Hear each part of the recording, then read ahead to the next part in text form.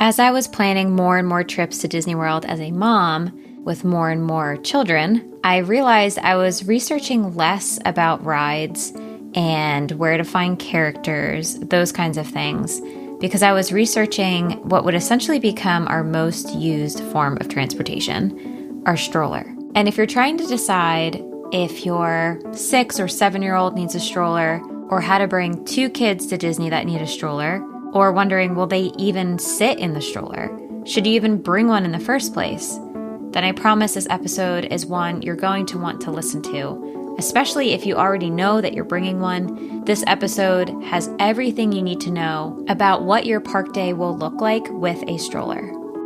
Hello, and welcome to the Laid Back Magic Way podcast. I'm your host, Dana Stanley, creator of Laid Back Magic. As a mom of 3, I know how tough it can be to find time to plan a Disney World trip that doesn't leave you feeling stressed or overwhelmed. That's why I'm here, to help moms like you create Disney vacations that feel even better than they look on paper. Here, we're not chasing perfection, but creating our next favorite memories.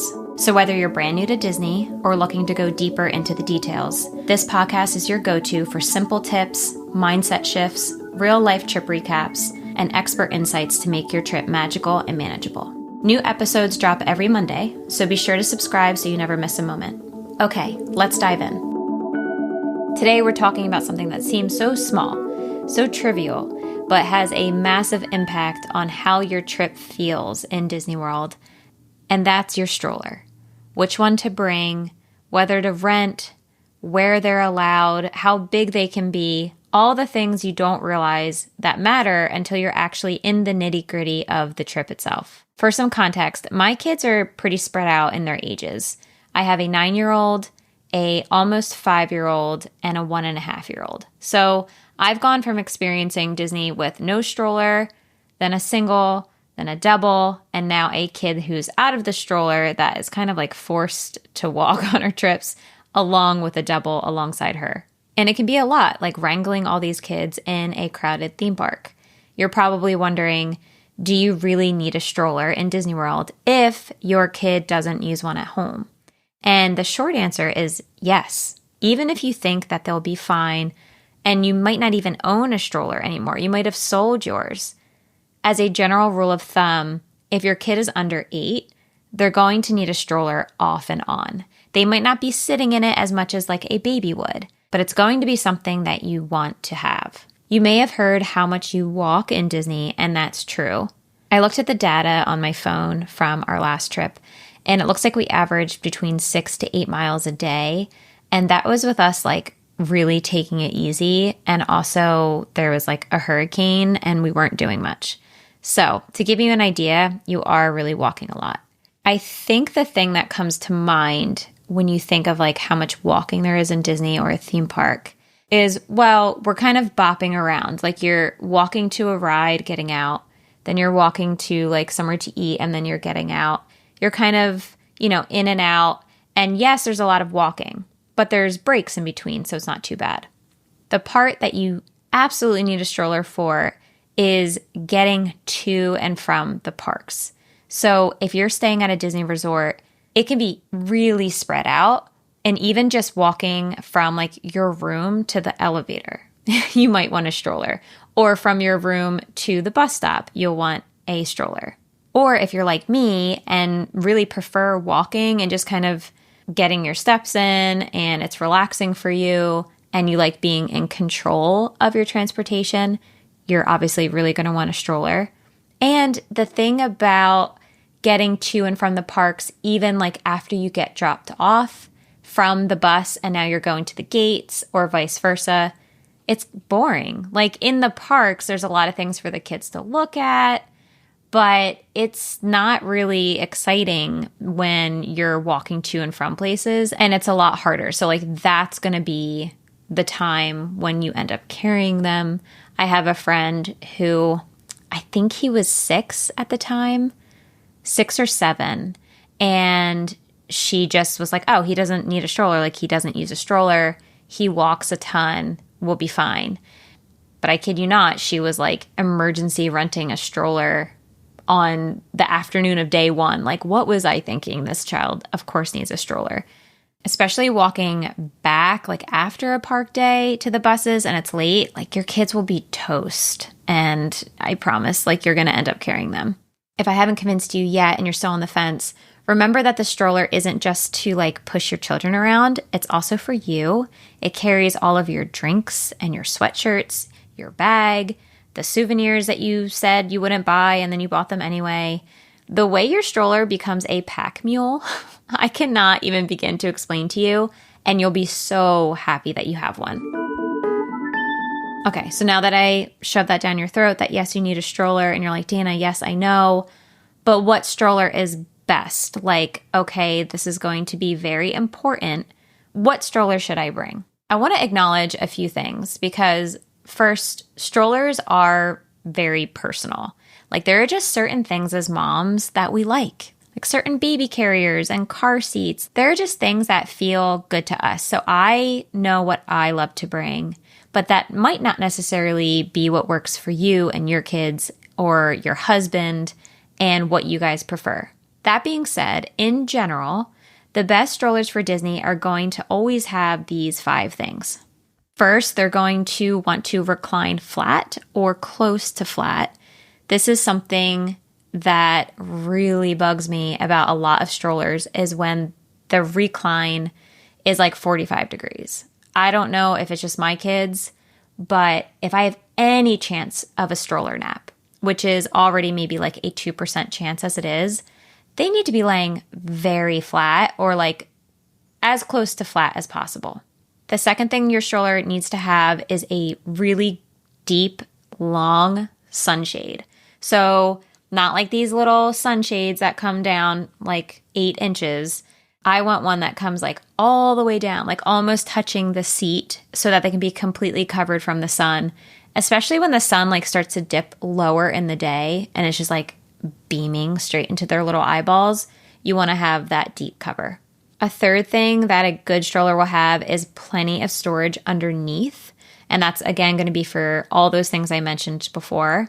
Fourth is to be easily maneuverable with one hand. So if you can picture the kinds of strollers that have 2 individual handles, like maybe they almost look like umbrella handles, like little hooks, those are not my favorite because you have to choose between the left side or the right side. So if you have something in one hand or a child, a drink, a bag, hopefully a margarita, now you're like trying to turn your wrist to try to get this thing to go and it's not going to work versus a stroller that has a bar. You can put your hand in the middle of the bar and you kind of have more of a better center of gravity, if that makes sense. I don't know if that's even the right term, but I love strollers that have a bar handle versus the 2 so that you can use one hand.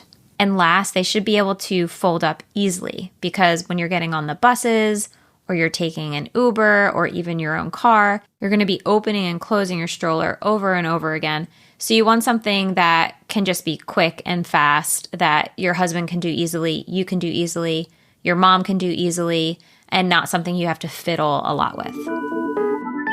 Now that we got all of that out of the way, I will tell you what I personally love as my favorite stroller that we have brought since 2021. And this was when I was in the market for a double stroller during my second pregnancy. It's the Twin Plus from Zoe Strollers. It checks all the boxes that I just mentioned. The kids can sit side by side, which they really like. I really like.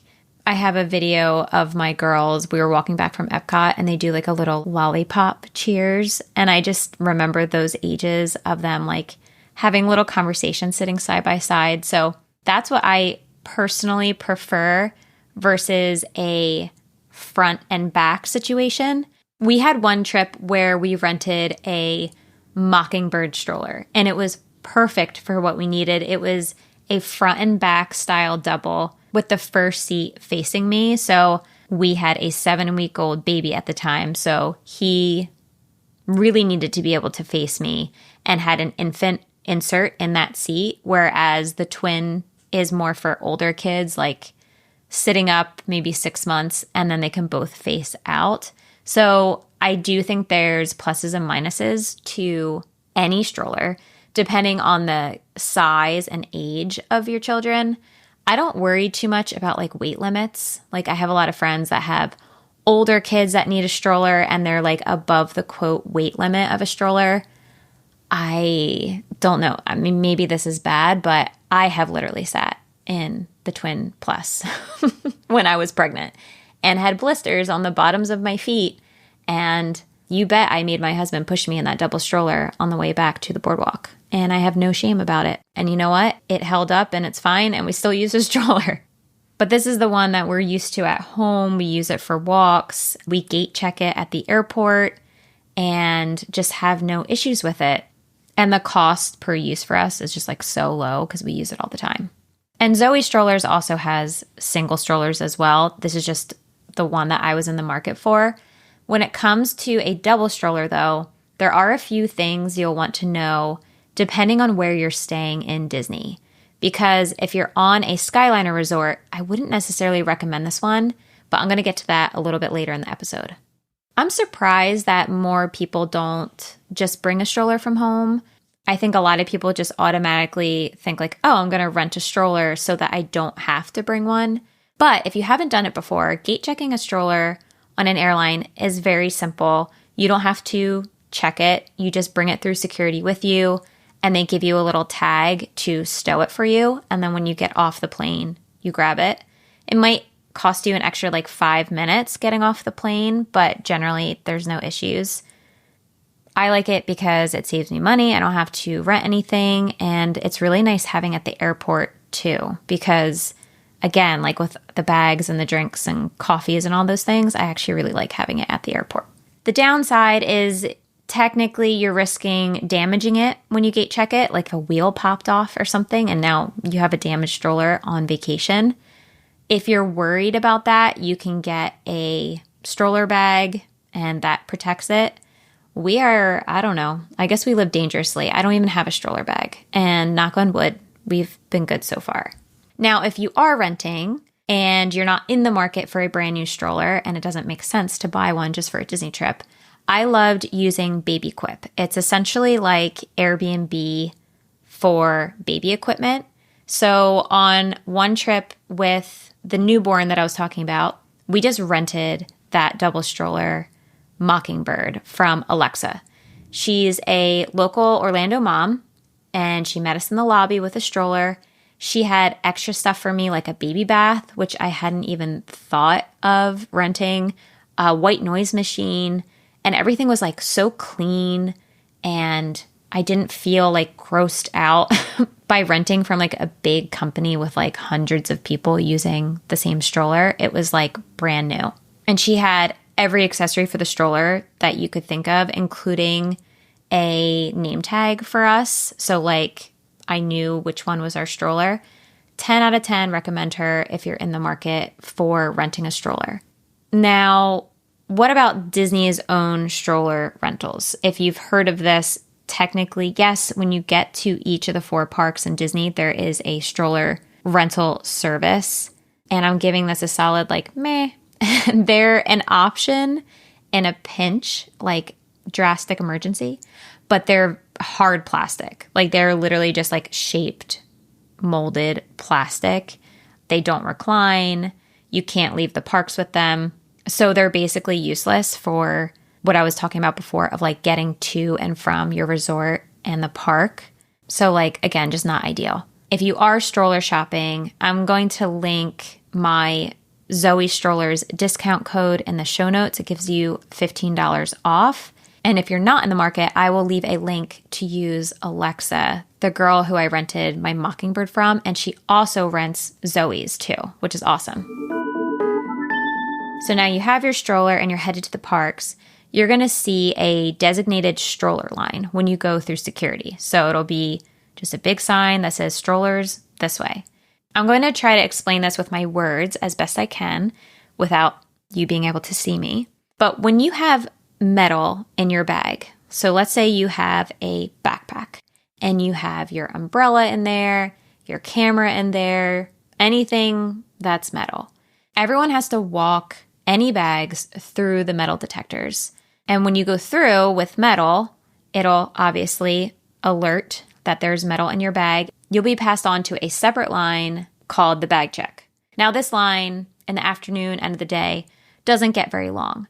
But in the morning, it's a decent line because most people just have a backpack with all their stuff in it and they're not thinking about this and they get their bag checked.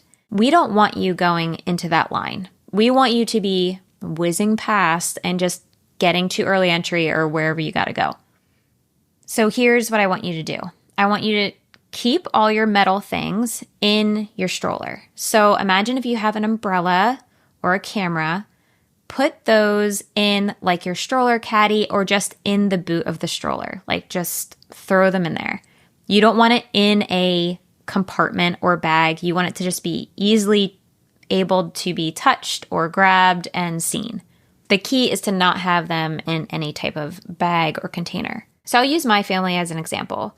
When we walk up, I am pushing the stroller with the 2 kids in it, and I have my rain cover in the boot, my camera, if I bring like my big camera. Our umbrella is in the little stroller caddy. My Stanley thermos is in the stroller caddy. And then I have a bag. Lately, this has actually been a tote bag and not a backpack because it's been easier for me to get in and out. So we have this big tote bag with all of our stuff like snacks, my diapers, wipes, extra change of clothes for the kids, stickers, sunscreen, all of that stuff that is non-metal. And I hand that bag to my husband. Now, Colton will go through the regular line of metal detectors with my oldest, who does not have a bag. And they just walk on through because nothing got flagged. They do not have to get their bag searched because they went through the metal detector and nothing signed off. I am pushing the stroller with the 2 kids in it, and I'm wearing my sling bag across my chest. And this is something that I never take off, and it just has my phone, maybe a chapstick, 1 emergency diaper, a slim pack of wipes, and that's it. So when I go through this line, a cast member is going to come up to me, tell me to park the stroller, and he's going to say, hey, I'll wait with the kids here. You go through the metal detector. I mean, you kind of like cut the other people waiting for the metal detector. I don't alarm anything because I don't have any metal in my sling bag, okay? Now I'm back at the stroller, and the cast member just kind of digs around. He asked me to move the rain cover stroller. He asked me maybe to pick up the camera. He maybe asked me to move a sweatshirt or 2. And he'll check that little caddy in the front. He'll squeeze things around. He'll check the sunshades a little bit and says, you're all good to go. I walk through and the whole process took 30 seconds. Versus if Colton's bag had gotten flagged or my sling bag had gotten flagged, we would have to go to that separate line and wait for our bag to be physically searched through. And that can be, maybe 10, 15 minutes, and it doesn't sound like a lot.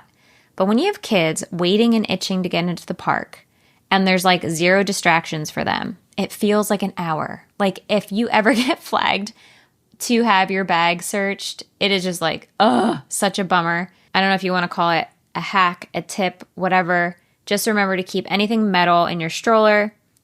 And worst case scenario, if your bag sets off the metal detector and you go through the bag search line, ask them. Say, hey, something metal was in my bag. Can you tell me what it is just so I don't bring it next time? Because sometimes it could be something really dumb where you didn't even mean to bring it, and then you can leave it back at the room for next time. So you got through security, yay, and you're headed to your first ride. Let's just say it's Peter Pan. Every ride is going to have a designated stroller parking area. I'm saying area because sometimes it's not very obvious. It's not like, hey, I'm getting in line for Peter Pan and there is a Peter Pan parking area. It's going to be for a general region. Everyone's going to be parking their strollers for the nearby rides. So you want to keep an eye out for signs as you're heading to your first ride because sometimes it comes before the ride, sometimes it comes after the ride, depending on which direction you're coming from. Peter Pan, for example, you're going to see a ton of strollers starting to get parked around the carousel. If you walk past that to get in line for Peter Pan, they're going to say, nope, turn around, go back, and park your stroller at the carousel. So just kind of be aware of the stroller parking. They're usually very obvious because you see strollers, and there's usually a sign that will say literally stroller parking. So you park your stroller and you're taking the kids out. Before you leave your stroller, I always pull the sunshade down to keep the seats cool for when we get back. And if it looks like there's even a slight chance of rain, and when I say looks like, I don't mean the app. I mean like lift your head up and see if it's cloudy or it seems like it's about to rain. I will throw a rain cover on just to be safe because you do not want to come back to a sopping wet stroller. It is miserable. Which is a side note, if you're bringing a stroller to Disney World from January through December, you need to at least bring a rain cover. Like we have many trips where I bring that sad rain cover and it just sits in the boot of the stroller for 7 days and I never have to use it. I have also had vacations where a hurricane closed down the park and the kids lived under that rain cover stroller for 7 days. So better to bring it and not use it than need it and not have it.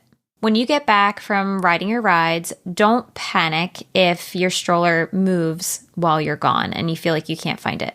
What happens is the cast members, the people that work at Disney, will kind of reorganize them to make space. People kind of park them weird. They're just being efficient. So sometimes they'll move them like all the way across the parking area. And it can take a second to find your stroller. Like I've had moments where I'm like, no, 100% our stroller finally got stolen and it just ends up in a weird spot. That's why I always tie a bright bandana onto the handle of our stroller. Some people use like really cute signs with their names and like ribbons. There's people that use string lights, which is really smart at night. I have friends that use air tags so they can track where it is. I don't think it's like super accurate, but if you're worried about it getting stolen. But I am a simple gal and I own a lot of bandanas and I don't want to buy anything. So I take my bright red one and I tie it around the handle and I can always spot it. And it kind of like blows in the breeze sometimes and it catches my eye. I'm like, oh, there's our stroller. I don't know. Very simple, but that's what I use. Now, if you're tempted to buy a balloon to mark your stroller, I get it. It is like a good idea because the line of vision is so high. But before you do it, just remember that as you're pushing said stroller, you're going to have that balloon hitting you in the face the entire day. So just remember that you'll have that balloon with you the entire time if and when you buy one. Now, when it comes to your bag and should you leave it, should you not leave it, honestly, I just always leave mine in there. I always leave my bag in the stroller. I cringe saying this because I'm worried that someone will do it and someone will take their bag. But in my personal experience, in like 16, 17 years of going to Disney, none of us have had anything stolen from our stroller. Knock on wood. Now, that being said, I don't make it like tempting. Like if I have a Disney World merchandise plastic bag, like I just bought something, and depending on the ride, like maybe I'll bring that with me, depending on how big it is. But I'll usually take it out of that bag and like put it in my purse and zip it. And then when my bag is in the boot, maybe if I have a sweatshirt or something, I'll kind of cover it up. Like I don't want to make it easily accessible. 9 times out of 10, I don't have anything actually valuable in my bag beyond just things that I need, like diapers and wipes, because I'm always wearing my sling bag with like my money, my phone, that type of thing. Now, of course, if we're going into a restaurant, I'm definitely going to bring everything with me because you can't bring your strollers into a restaurant, unfortunately. If you are dining at like a resort, there will be kind of like a similar thing of like designated stroller parking right outside of where you check in. So unfortunately, if your kid is asleep in the stroller, sorry, you have to get them out. I know it's like the worst, but you can't bring strollers into most of the indoor dining locations. Some of the quick service, like if it's a patio, then you're fine. But sometimes even the quick service, they want you to park your stroller outside of where everyone's eating. And the same thing goes with the rides. You can't bring your stroller into the line with you. There's only one exception, and that's the Safari and Animal Kingdom. They'll actually have you ride your stroller about halfway through, and they take the stroller from you, which is really nice. But other than that one ride, you'll have to park it outside. then take the kids and walk into the queue. But let's talk about where you can bring your stroller on. So one of the really nice things about staying on Disney property is the free transportation that it has. So the monorail and the boats are nice and easy when it comes to strollers because you just push them right on. You don't have to break them down or take the kids out at all. The buses, though, you will need to fold up the stroller and take the kids out every time. So this goes back to needing something you can collapse easily and practice beforehand because you don't want to be figuring this out like with a bus driver staring at you and people are like waiting for you. Now the Skyliner, which is Disney's gondola system, it just depends on what kind of stroller you have. Singles are no problem. You just wheel them on. If you have a double, that's like an Uppa Baby style or the Mockingbird style where it's front and back like tandem, you just wheel those on like if it's a single line stroller. But the kind that I have, that's side by side, that type of double, those need to be collapsed. I know that my Zoe twin fits through a standard door frame. I know that it can fit through the Skyliner doors, but the cast members don't know that. So they just have a rule of side-by-side strollers because they don't know how wide they actually are. Other side-by-sides are a lot wider than mine. They just have a hard rule that you have to collapse them. Just something to think about when you're deciding what type of stroller to bring, because if you're staying at a resort that is on the Skyliner route, you're going to be using that a lot, and I would opt to something that you don't have to collapse. But double strollers in general and in the parks are totally fine as long as they meet the size guidelines. And that's going to be 31 inches wide and 52 inches long or smaller, obviously. So that means that wagons and stroller wagons, they're so cool. I wish we could. They are not allowed in the parks. Now, the asterisk to this is you can be granted a disability accommodation, and they will tag your wagon almost like it's being used as a wheelchair of sorts for certain disabilities. It is rare and only for kids that really need it, though. So there you go. Did I just do an entire episode only about strollers? Yes, I did, because what you roll around all day in Disney matters. And no matter which stroller you go with, you're definitely going to thank yourself later for bringing one at all. Actually, you may wish that you had one for yourself. And if you're like me, you may end up like actually sitting in it. If there's anything I missed, let me know on Instagram, DM me at somewherewithwhile. I'm always in there talking to you guys, and I will help you out if you need it. But in the meantime, thanks for listening, and go find a bandana to tie onto your stroller and pack the rain cover, and I will see you next time. Thank you so much for joining me on this episode of the Laid Back Magic Way podcast. If you enjoyed today's episode and it was helpful for you, it would mean the world to me if you'd write a quick review. Your reviews help more moms like you find the show, and I read every single one of them. Seriously, thank you in advance.